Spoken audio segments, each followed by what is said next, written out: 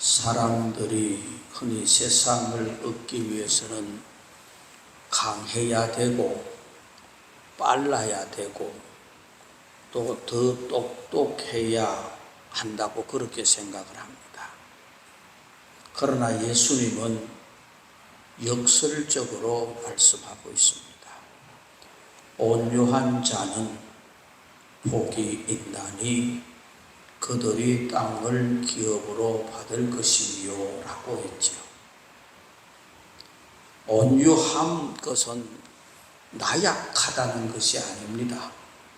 온유는 하나님 앞에서 마음을 낮추고 사람 앞에서 사랑으로 대하고 자기 권리를 내려놓는 그 용기가 온유하다는 겁니다. 이는 힘으로 세상을 차지하려는 길이 아니라 하나님 손에 모든 것을 맡기는 믿음의 태도입니다. 성경에 온유한 자가 모세를 향하여 말하고 있습니다. 민수기 12장 3절에 이 사람 모세는 온유함이 지면의 모든 사람보다 더하더라 하는 말씀을 하고 있습니다. 그리고 마태복음 11장 29절에 예수님의 온유를 말씀하고 있습니다. 나는 마음이 온유하고 겸손하니 내게 와서 배우라고 말합니다. 예수님의 온유함을 이야기합니다. 하나님은 이런 온유한 자에게 무엇을 주느냐? 땅을 준다 그랬습니다. 이 땅은 단순한 토지가 아니라 하나님이 다스리는 나라, 영원한 안식, 그리고 하나님의 약속을 뜻하는 것이 땅을 준다는 것입니다. 세상에서는 억울한 일을 당해도 하나님께 맡기는 사람에게는 결국 승리와 평화가 찾아옵니다. 오늘 우리는 강함보다 선택해야 할 것은 온유함을 선택해야 하는 것입니다. 강한 자가 아니라 온유한 자. 왜냐하면 세상은 힘 있는 자가 차지하는 것 같아도 하나님 나라는 온유한 자의 것이기 때문인 것입니다. 그래서 우리는 힘 있는 자, 강한 자가 아니라 온유한 자가 되게 하여 주옵소서. 그래서 예수님은 이 온유한 자는 복이 있나니 땅을 기업으로 받을 것이라 하는 마태복음 5장 5절에 팔복의 이 말씀 9절은 오늘 읽은 다윗의 시편 37편을 인용한 겁니다. 성령의 열매 중에 하나인 이 온유의 열매를 맺을 때 우리는 땅을 얻을 수 있다 하는 겁니다. 그래서 이 온유의 열매를 어떻게 하면 맺을 수 있느냐? 모세가 본래 온유한 사람이 아닙니다. 그는 살인자입니다. 그리고 도망갔던 사람입니다. 의분이 있는 사람이요, 욱하는 사람이요. 그러니 모세가 또 얼마나 화를 잘 냅니까? 돌판을 만들어 오다가 거기에 이 금송아지를 만들어 놓고 있는 그 장면을 보니까 돌판을 다 던져버리는 겁니다. 과격한 사람입니다. 그러나 민수기에서는 온 지면에 온유한 사람, 모세만한 사람이 없다고 말하는 것을 보면은 온유는 태어나는 것이 아니라 온유는 만들어지는 것이라는 겁니다. 그래서 이 온유의 열매는 만들어져 가야 된다. 내 본래 성격이 그런데 뭐 어떡하란 말입니까? 아니요, 만들어져 가야 하는 것이죠. 자기 성격이 어떻든 간에 만들어져 가는 하나님의 사람으로 만들어져 가는, 하나님은 그냥 쓰시는 것이 아니라 만들어 사용하시는 하나님의 것을 보게 됩니다. 그래서 온유한 자는 어떻게 해야 온유한 자가 될 수 있는가 하는 것을 오늘 시편 37편에서 이 온유한 비결을 세 가지를 말씀하고 있습니다. 그 첫째가 여호와 앞에 잠잠하고 참고 기다리라 그랬습니다. 그러니까 여호와 앞에 잠잠하고 참고 기다리라. 이 온유는 잠잠히 참고 기다릴 수 있는 사람이 되어야 온유한 사람이 됩니다. 그래서 이 온유는 헬라어 언어에 보면은 프라우테스라고 하는 단어를 쓰는데 야생마나 덜 짐승이 주인에게 잘 길들여지는 상태를 말하는 것입니다. 본래 야생마요 덜 짐승이었지만은 그러나 주인이 조련하고 훈련시켜서 말 잘 듣는 그러한 이 야생마를 만드는 것입니다. 그래서 이 온유란 주인 되시는 하나님께 내 마음과 생각과 행동이 통제되고 있는 상태를 의미합니다. 요즘 가끔 보면은 저는 그 방송 나오면 틀어버리는 잘 안 보는데요. 뭐 동물 뭐 키우고 개 뭐 하고 그래가지고 저 이금희가 나와가 개 뭐 하고 이런 프로그램이 있더만은요. 그런데 이런 텔레비 프로그램 보면은 이 방송을 볼 때마다 훌륭한 개와 훌륭하지 않는 개가 아주 명확하게 구분됩니다. 어떤 개가 훌륭한 개인가? 멋진 외모를 가지고 있고 대단한 재주를 가지고 있고 용맹한 성격을 가지고 있으면 이거는 아주 훌륭한 개인가? 아닙니다. 훌륭함의 그 기준은 이 개가 주인의 말에 순종할 줄 아느냐 모르느냐에 달려 있는 것입니다. 아주 멋지게 생기고 용맹스럽고 재주가 사람이 보길 때 감탄할 정도로 재주가 많아도 주인의 말에 통제되지 않고 주인을 향해 일을 드러내고 그 개는 더 이상 훌륭하지 않습니다. 온유의 열매를 맺고자 하는 자는 무엇보다도 먼저 여호와 하나님 앞에 잠잠하고 참고 기다릴 줄 아는 순종의 자세를 갖추어야 온유의 열매를 맺을 수 있다는 사실입니다.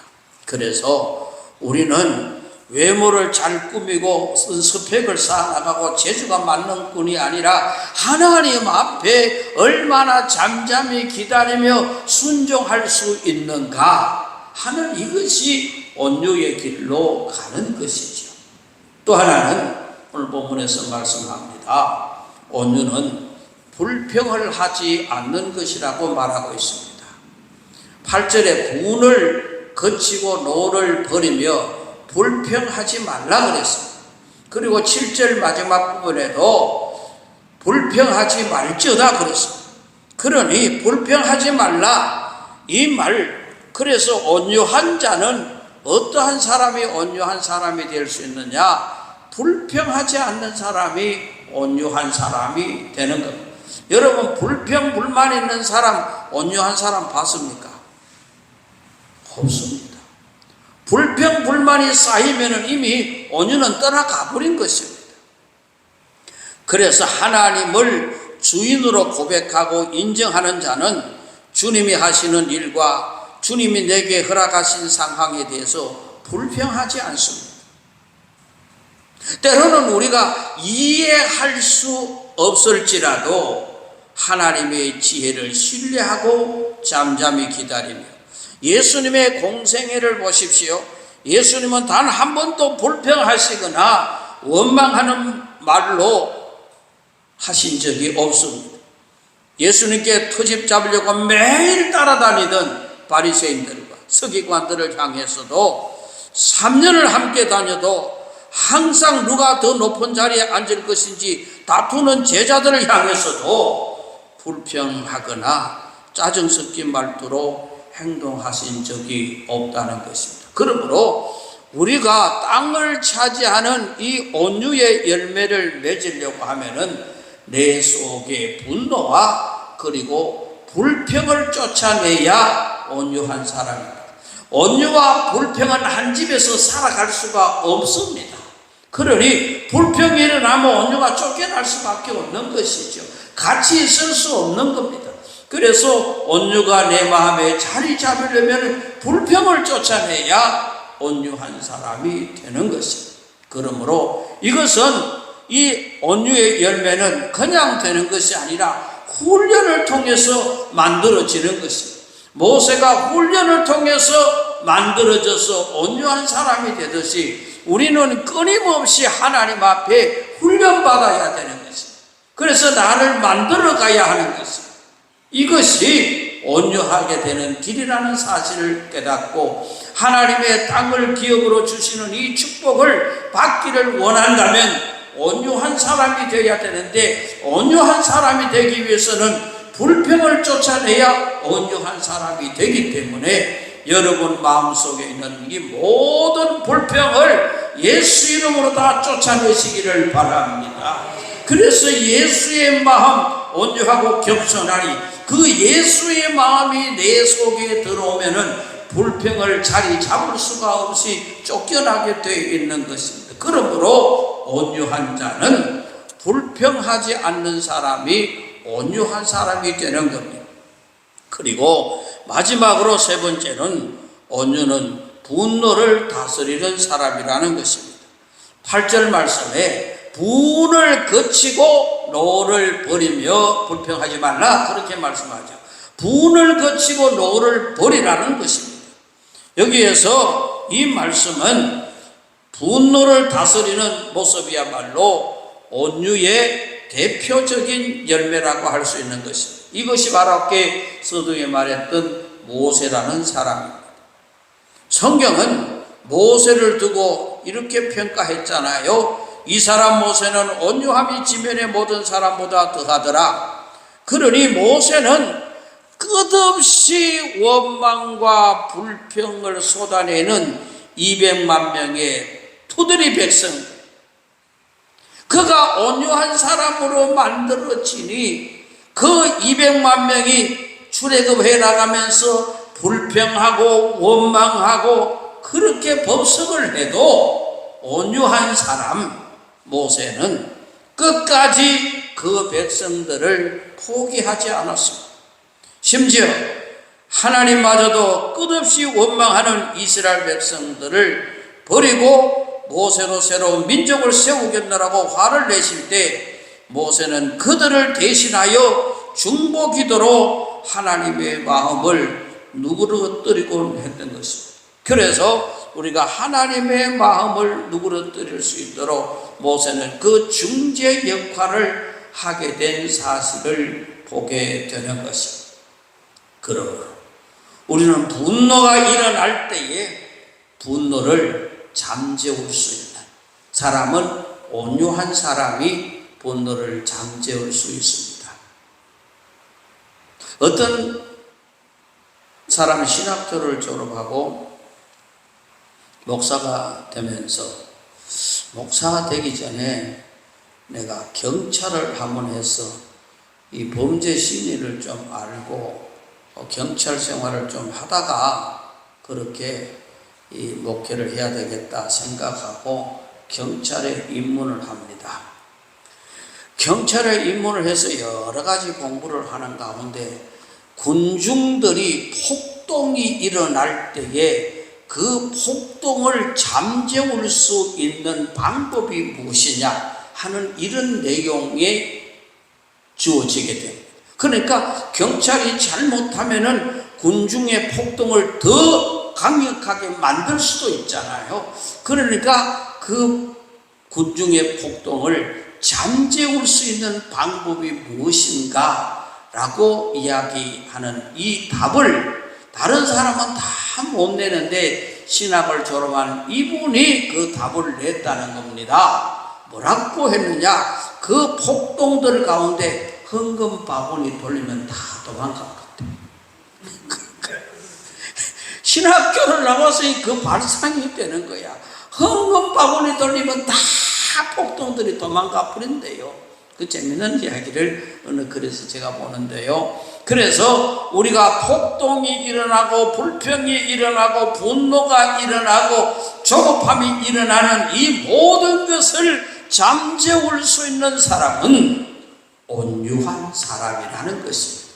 그래서 온유는 그냥 주어지는 성품이 아니라 우리가 날마다 온유하게 되려고 만들어져 가야 하는 것입니다. 그래서 온유한 자는 오늘 세 가지 이야기했습니다. 잠잠하고 기다릴 줄 아는 사람이 온유한 사람이 되는 겁니다. 불평을 버리는 사람이 온유한 사람이 됩니다. 그리고 분을 거치고 노를 버리는 사람이 온유한 사람이 되는 것입니다. 그래서 온유한 자가 되어서 하나님이 신뢰할 만한 사람이 되어야 하는 것입니다. 그래서 우리는 신앙생활을 하면서 하나님, 내가 똑똑한 사람이 아니라 온유한 사람이 되게 하여 주시옵소서. 이것이 예수님을 닮아가는 우리의 성품이라고 하는 사실입니다. 그래서 우리는 늘 온유라고 하는 이 열매를 맺기 위해서 힘쓰고 애써야 됩니다. 내게 불평이 일어날 때 불평을 죽여야 됩니다. 내게 분노가 일어날 때 분노를 잠재워야 하는 것입니다. 조급할 때 기다리고 잠잠할 줄 알아야 하는 것입니다. 이것이 온유로 가는 길이요, 땅을 기업으로 받는 축복의 방법입니다. 그래서 우리 방송교회 모든 성도들, 하나님 온유한 자가 되게 하여 주시옵소서 하는 이런 간절한 기도가 저와 여러분의 기도 제목이 될 수 있기를 주님의 이름으로 축원합니다.